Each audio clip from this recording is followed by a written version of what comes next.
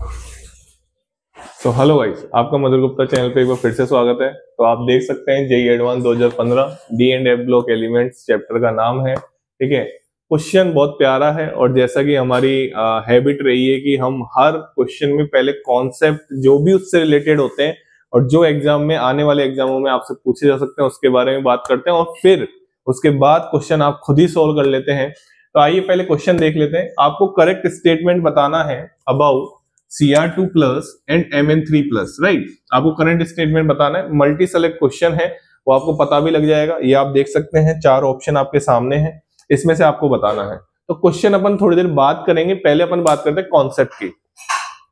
तो जैसा कि आपको पता चल ही रहा होगा कि मैं डी एंड एफ ब्लॉक के जेईई एडवांस के पीवाईक्यू का भेजता जा रहा हूँ धीरे धीरे करके, और धीरे धीरे करके हम 2011 तक पहुंचने वाले हैं डी एंड एफ ब्लॉक के एलिमेंट्स के जेईई एडवांस के पीवाईक्यू में। कोऑर्डिनेशन के ऑलरेडी अपलोडेड हैं, केमिकल बॉन्डिंग के ऑलरेडी अपलोडेड हैं, और अब डी एंड एफ ब्लॉक की बात है। और फिर उसके बाद मैं फिजिकल केमिस्ट्री पे आने वाला हूं कुछ ही दिनों में। ठीक है, केमिकल काइनेटिक्स के हम जेईई एडवांस के पीवाईक्यू देखने वाले हैं। और भी कुछ मैंने सोचा है कि मैं अभी जेईई मेंस का एग्जाम बहुत पास में आ रहा है, तो जेईई मेंस के जो पीवाईक्यू का जो समरी है, जो पीवाईक्यू के क्वेश्चन है, उनके कॉन्सेप्ट कौन से ज्यादा आ रहे हैं उनके बारे में हम बात करने वाले हैं। तो आपको बहुत कुछ देखने को मिलने वाला है इस चैनल पे। चलिए क्वेश्चन की बात कर लेते हैं। क्वेश्चन से पहले अपन बात करेंगे इसके कॉन्सेप्ट की। आइए, तो मैंने आपके सामने यहाँ पे कुछ वैल्यूज लिख रखी है, देख पा रहे हो आप जब एनसीईआरटी खोलेंगे ना, तो एनसीईआरटी में दूसरे या तीसरे पेज पे आपको एक टेबल मिलेगी जिसमें electronic configuration, E naught values, radii, ionisation enthalpy, बहुत इंपॉर्टेंट टेबल है वो। सीधा सीधा क्वेश्चन आ जाता है उससे।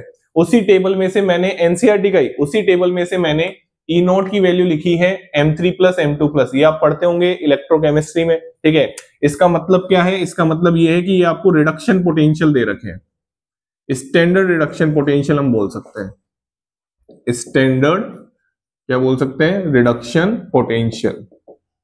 और कहां से कहां कन्वर्ट होने के दे रखे हैं? बताइए, कहां से कहां कन्वर्ट होने के दे रखे हैं? M3 प्लस से M2 प्लस के। बात समझ में आ रही है? आपने एक कॉन्सेप्ट पढ़ा होगा इलेक्ट्रोकेमिस्ट्री में, मैं थोड़ा सा उस पर फोकस देना चाहूंगा और फिर मैं उसके बाद बात करता हूं। आपने कॉन्सेप्ट ऐसे पढ़ा होगा बच्चा कि चाहे ई नोट एसओपी, एक आपने दो चीजें पढ़ोगी, एसओपी और एसआरपी, ऐसे दो आपने वैल्यूज पढ़ी होंगी। अब मैं आपको एक चीज सिखाना चाहता हूं। अगर आप मतलब बहुत फोकस से बैठे हैं और पूरे चैप्टर्स को एक साथ दिमाग में लेके बैठे हुए हैं, तो आपके लिए बहुत हेल्पफुल रहने वाला है। ये वैल्यू जितनी पॉजिटिव होती है, मान लो किसी दो मेटल्स के लिए ई नोट एसओपी की वैल्यू पॉजिटिव है, तो जैसे फॉर एग्जाम्पल भी मैं आपको लेता हूं। ठीक है, फॉर एग्जाम्पल ही मैं आपको लेता हूं। ठीक है, बहुत प्यारा कॉन्सेप्ट है और बहुत शानदार कॉन्सेप्ट है। जैसे मान लो x2 प्लस x3 प्लस की वैल्यू है मान लो 2.3 और E naught x2 plus x3 plus की वैल्यू है 5.7। y मान लेते हैं, इसको मेटल y मान लेते हैं। ठीक है, इसकी वैल्यू मान लेते हैं 3.4 मान लेते हैं। ठीक है, ऐसी रैंडम वैल्यू मैंने ले ली। अब मैं आपको ये सिखाना चाहता हूं कि ये जितनी वैल्यू पॉजिटिव होगी उतना ही उसमें कन्वर्जन चाहेगा वो। जैसे यहां पे x2 प्लस से x3 प्लस कन्वर्जन में से ज्यादा अच्छा कन्वर्जन चाहता है कौन? y2 प्लस से y3 प्लस। ये सिखाना चाहता हूं मैं आपको। यहां से ही आप रिड्यूसिंग एजेंट और ऑक्सीडाइजिंग एजेंट के आंसर देते हैं, जो कि इस क्वेश्चन में पूछा भी गया है। आप गहराई से समझना, एक बहुत शानदार कॉन्सेप्ट होता है एसआरपी और एसओपी का। मैं उस चीज को ऐसे बताता हूं कि जो जितना ज्यादा पॉजिटिव है वो उसी में उतना ही कन्वर्ट करने की टेंडेंसी रखता है। जैसे यहां पे मैंने दो एग्जांपल आपको लेके दिखाए कि x2 प्लस से x3 प्लस जो जा रहा है उसकी 2.3 है, y2 प्लस से y3 प्लस जा रहा है उसकी 3.4 है। तो ज्यादा टेंडेंसी किसकी है? y2 प्लस से y3 प्लस जाने की। क्या बात को समझ पा रहे हैं? ऐसे ही अगर मैं इसको उल्टा कर देता, ई नोट एसआरपी की बात करता, ये लिखा जाता है, ये स्टैंडर्ड ऑक्सीडेशन पोटेंशियल होता है, ये स्टैंडर्ड रिडक्शन पोटेंशियल होता है, ये लिखा जाता है ऑक्सीडेशन के लिए, ऑब्वियसली आपको पता भी होगा, और ये लिखा जाता है रिडक्शन के लिए।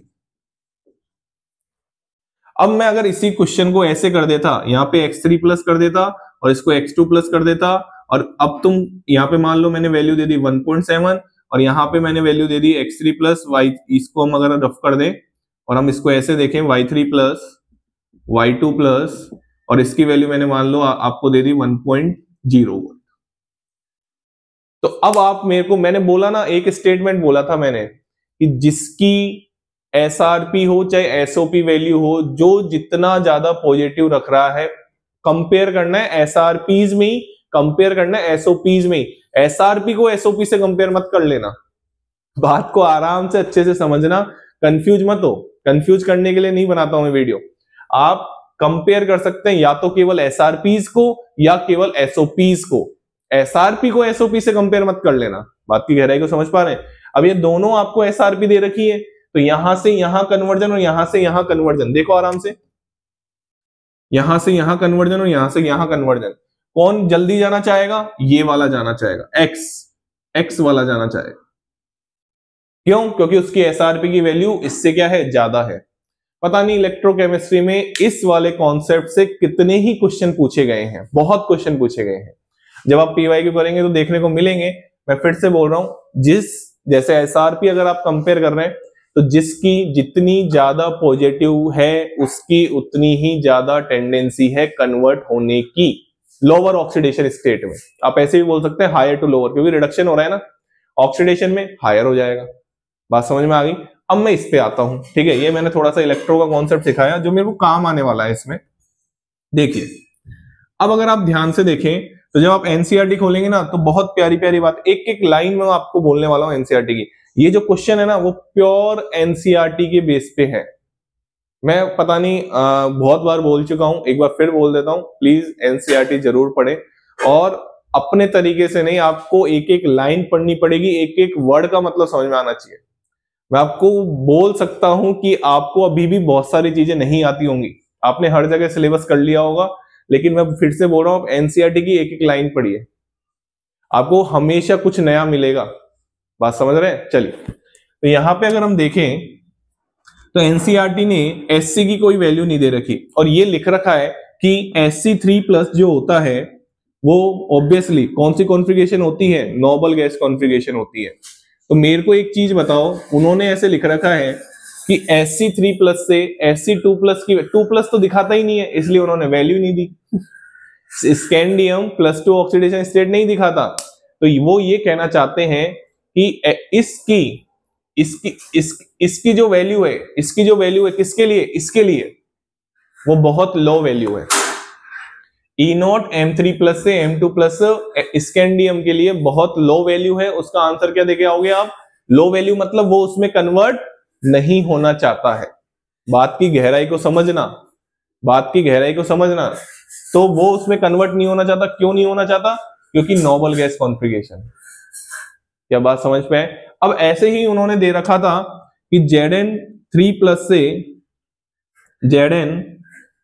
से यहां पे तो नेगेटिव में, और आप यहां से देख रहे हैं ये पॉजिटिव में। अभी मैं इस पे भी आऊंगा। तो Zn3+ होता नहीं है, तो Zn के लिए उन्होंने बोल रखा है कि हाई पॉजिटिव वैल्यू है। Zn के लिए उन्होंने बोल रखा है हाई पॉजिटिव वैल्यू है।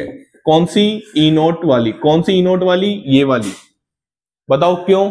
क्योंकि जो Zn2+ होता है, जो Zn2+ होता है, उसकी कॉन्फ़िगरेशन कैसी होती है? फुलफिल्ड कॉन्फ़िगरेशन होती है। प्लीज फोकस करके सुनना मेरी बात को, नहीं तो नहीं समझ में आएगी, नहीं समझ में आएगी। मैं आपको क्या समझाना चाहता हूं, मैं एक एक टुकड़ा तोड़ देता हूं उस कॉन्सेप्ट का। मैं आपको यह समझाना चाहता हूं कि स्कैंडियम 3+ से 2+ नहीं करना चाहता। क्यों? Noble gas configuration. जिंक 3+ से जिंक 2+ चाहता है। क्यों? क्योंकि जिंक 2+ की कॉन्फ़िगरेशन कैसी है? Fulfilled configuration. तो ये मैंने आपको इससे पहले यही कॉन्सेप्ट सिखाया कि ये वाली वैल्यू जितनी पॉजिटिव होगी, सुन लो दोनों कान खोल के अच्छे से सुन लो, कि ये वाली वैल्यू जितनी पॉजिटिव होगी उतनी ही M3+ की M2+ में कन्वर्ट करने की टेंडेंसी होगी। समझे? जितनी ज्यादा वैल्यू ये पॉजिटिव में होगी उतनी ही M3+ की M2+ में कन्वर्ट करने की टेंडेंसी होगी। यही तो थोड़ी देर पहले समझाया था मैंने। क्या बात समझ में आ गई? अब ये जितनी ज्यादा नेगेटिव में होगी उतनी ही उसकी कम टेंडेंसी होगी कन्वर्ट होने की। समझ गए दोनों पॉइंट? आगे बढ़ता हूं, ठीक है। बहुत शानदार पॉइंट है और आई होप कि आपको समझ में आ गया होगा, ठीक है। तो मैं इसलिए आगे बढ़ता हूं। चलिए, अब अगर मैं ध्यान से, क्योंकि देखो, मैं अगर बेसिक से पढ़ाऊं तो मैं 100% श्योर रहता हूं, लेकिन मैं क्वेश्चन डिस्कस कर रहा हूं ना, तो आपको बेसिक कॉन्सेप्ट पता होने चाहिए। फिर भी मैंने इलेक्ट्रो का कॉन्सेप्ट पहले बताया कि जितनी ज्यादा एसआरपी या एसओपी की वैल्यू पॉजिटिव होगी, उसकी उतनी ही टेंडेंसी होती है कन्वर्ट होने की। यहाँ पे जिसकी जितनी ज्यादा वैल्यू पॉजिटिव में है, मतलब M3+ से M2+ कन्वर्ट होने की टेंडेंसी ज्यादा, जितनी नेगेटिव में है उतनी कम टेंडेंसी होगी। यही तो बता रहा हूं इतनी देर से। चलिए, अब बात करते हैं तीसरे पैरामीटर की। तीसरी बात, दो बातें मैंने बता दी, स्कैंडियम 3+ की लो वैल्यू, स्कैंडियम के लिए बहुत ज्यादा नेगेटिव में, जिंक के लिए बहुत ज्यादा पॉजिटिव में। मैंने Ni, Cu, Zn के लिए एनसीईआरटी ने वैल्यू नहीं दे रखी इसकी। बताओ क्यों? क्योंकि निकल, कॉपर और जिंक तीनों ही +3 ऑक्सीडेशन स्टेट में नहीं मिलते हैं, जनरली तो नहीं मिलते हैं। बात समझ में आ गई? इसलिए उन्होंने हमारी एनसीईआरटी ने उनकी वैल्यूज भी नहीं दी है। उससे आप क्या पता लगा सकते हैं? उससे आप ये पता लगा सकते हैं कि उनकी जो +2 ऑक्सीडेशन स्टेट है वो ज्यादा स्टेबल है। हाँ, इससे आप ये पता लगा सकते हैं। आप आराम से देखिए ना, ट्रेंड नहीं देख पा रहे हैं क्या आप अगर ट्रेंड देखें तो नेगेटिव से पॉजिटिव की तरफ जा रहा है, मतलब +2 वाली ऑक्सीडेशन स्टेट क्या होती जा रही है? स्टेबल होती जा रही है। अभी थोड़ी देर पहले मैंने समझाया था कि जितनी ज्यादा ये वैल्यू पॉजिटिव होगी उतनी ही ज्यादा ये ज्यादा स्टेबल होगा, जितनी ज्यादा नेगेटिव होगी उतनी ज्यादा ये स्टेबल होगा। समझ में आ गया? जी हाँ। चलिए आगे बढ़ते हैं। तो तीसरा पॉइंट उन्होंने ये बता रखा है Mn के बारे में। Mn के बारे में अगर आप ध्यान से देखें तो Mn की जो वैल्यू है, कौन सी? ये वाली, वो दोनों से, Fe से और Cr से बहुत ज्यादा पॉजिटिव में आ रही है। और यही रीजन है, मैं आपको बताना चाहूंगा कि ऐसा क्यों हो रहा है, उसका भी उन्होंने आंसर दे रखा है। आइए समझते हैं इस चीज को कि E0 Mn3+ से Mn2+ की वैल्यू बहुत ज्यादा पॉजिटिव में है। तीसरा क्वेश्चन बता रहा हूं मैं, बहुत ज्यादा पॉजिटिव में क्यों है? इसका मतलब ये है कि Mn3+ से Mn2+ कन्वर्ट होना अच्छे चाहता है, उसकी टेंडेंसी बहुत ज्यादा है। क्यों है? आइए समझते हैं। अगर आप Mn3+ की कॉन्फ़िगरेशन देखें और Mn2+ की, तो मैं पहले तो Mn की कॉन्फ़िगरेशन दिखाता हूं आपको। Ar3d5 4s2। अब ये आपको पलक झपकते याद होनी चाहिए भाई। और इसमें आएगा Ar, 2 इलेक्ट्रॉन S में से निकलते हैं, फिर किस में से निकलेगा? D में से। अभी तो 2 इलेक्ट्रॉन निकालने हैं। फिर Mn3+, और ये आएगा Ar, बोलो बोलो, 3d5 नहीं 3d4, 3 इलेक्ट्रॉन निकालने हैं। अब आप मेरे को खुद बताइए, ये Mn3+ की कॉन्फ़िगरेशन आपको दिख रही है, ये Mn2+ की कॉन्फ़िगरेशन दिख रही है। बताओ ये कॉन्फ़िगरेशन कैसी है? Half filled configuration. कैसी कॉन्फ़िगरेशन है? Half filled configuration. तो Mn2+ ज्यादा स्टेबल है किससे? Mn3+ से। इसीलिए तो Mn3+ किस में कन्वर्ट होना चाहता है? Mn2+ में। इसीलिए ये हमने कब बोल पा रहे हैं? जब देखो E0 की वैल्यू इसकी क्या आ रही है? बहुत ज्यादा पॉजिटिव में आ रही है। क्या बात को, गहराई को समझ पाए? E0 की बहुत ज्यादा पॉजिटिव वैल्यू क्यों आ रही है? क्योंकि Mn3+ Mn2+ में कन्वर्ट होना चाहता है। क्यों होना चाहता है? क्योंकि Mn2+ की कॉन्फ़िगरेशन हाफ फिल्ड है। समझ में आया? तो अगर आप ध्यान से देखें तो एक प्यारा सा ऑप्शन इन्होंने दे रखा है कि Mn3+ is an oxidising agent. जी हाँ भाई, Mn3+ किस में कन्वर्ट होना चाहेगा? Mn2+ में। यही तो मैं इतनी देर से बोल रहा हूं। और क्या बोल रहा हूं बताइए? क्यों होना चाहेगा? क्योंकि इसकी कैसी कॉन्फ़िगरेशन है? हाफ फिल्ड कॉन्फ़िगरेशन है। तो मेरे को एक चीज बताओ, अगर ये वाला खुद का रिडक्शन कर रहा है तो सामने वाले का क्या कर रहा होगा? ऑक्सीडेशन। भाई खुद का अगर रिडक्शन कर रहा है तो सामने वाले का क्या कर रहा होगा? ऑक्सीडेशन। और जो सामने वाले का ऑक्सीडेशन करता है उसी को हम क्या बोलते हैं? ऑक्सीडाइजिंग एजेंट बोलते हैं कि नहीं बोलते? बताओ। जो सामने वाले का ऑक्सीडेशन करता है उसी को क्या बोलते हैं? Oxidising agent. मतलब वो, जो मैं ऐसे बोल सकता हूं क्योंकि जो खुद का रिडक्शन अच्छे से चाह रहा हो, कि रिडक्शन होना चाह रहा हो, वही सामने वाले का ऑक्सीडेशन अच्छे से कर रहा है। जो खुद का रिडक्शन होना चाह रहा है वो सामने वाले का ऑक्सीडेशन कर रहा है, यहाँ पे Mn3+ Mn2+ में कन्वर्ट होना चाहता है, मतलब सामने वाले का सामने वाले को क्या करेगा, ऑक्सीडाइज कर देगा। तो बताओ Mn3+ is an oxidising agent, ये ऑप्शन बिल्कुल सही है। बिल्कुल अच्छे से समझ में आ गया। चलिए अब थोड़ा सा आगे बात करते हैं, ठीक है। अब मैं थोड़ी सी आगे बात इसलिए करना चाह रहा हूं, अब मैं क्रोमियम की बात करते हैं। चलिए इसको मैं रफ कर रहा हूं, आराम से देखिए। अब क्रोमियम से बात कर लेते हैं पहले, फिर मैं अलग से कॉन्सेप्ट आपको सिखाऊंगा। देखिए हमारी एनसीईआरटी ने, हमारी बहुत प्यारी एनसीईआरटी ने ये बात लिख रखी है, जब आप E0 M3+ जी E0 की वैल्यू को केमिकल रिएक्टिविटी से रिलेट करेंगे, सबसे लास्ट में दे रखा है डी ब्लॉक में, आप प्रॉपर्टीज में जाएंगे, सबसे लास्ट में आपको केमिकल, सबसे लास्ट में मतलब चैप्टर के लास्ट में नहीं, कंपाउंड से पहले केमिकल रिएक्टिविटी और E0 की वैल्यू को कंपेयर कर रखा है, ठीक है ना। तो उसमें आपको ये पॉइंट मिलेगा लास्ट में, Ti2+, V2+ और Cr2+ रिड्यूसिंग एजेंट है, ये आपको पॉइंट मिलेगा, लिखा हुआ है एनसीईआरटी में, रिड्यूसिंग एजेंट है। और ये भी पॉइंट लिखा हुआ है कि Mn3+ और CO3+ ऑक्सीडाइजिंग एजेंट है। कैसे है, ऑक्सीडाइजिंग एजेंट है।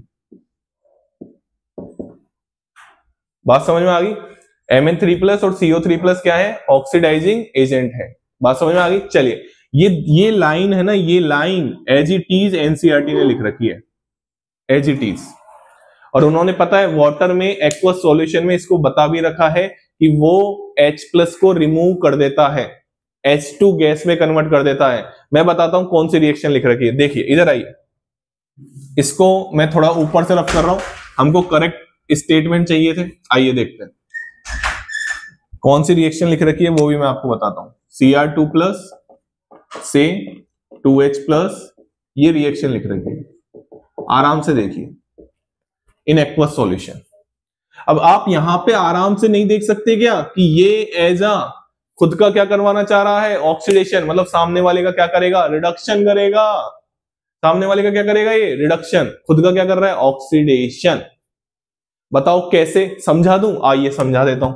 Cr2+ की कॉन्फ़िगरेशन बताओ।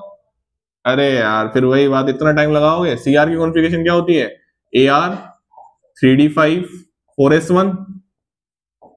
हाँ भाई Cr2+ की बताओ, जल्दी बोलो। Ar क्या हो जाएगी, 3d4। हाँ भाई इसकी कॉन्फ़िगरेशन बोलो, Ar 3d3।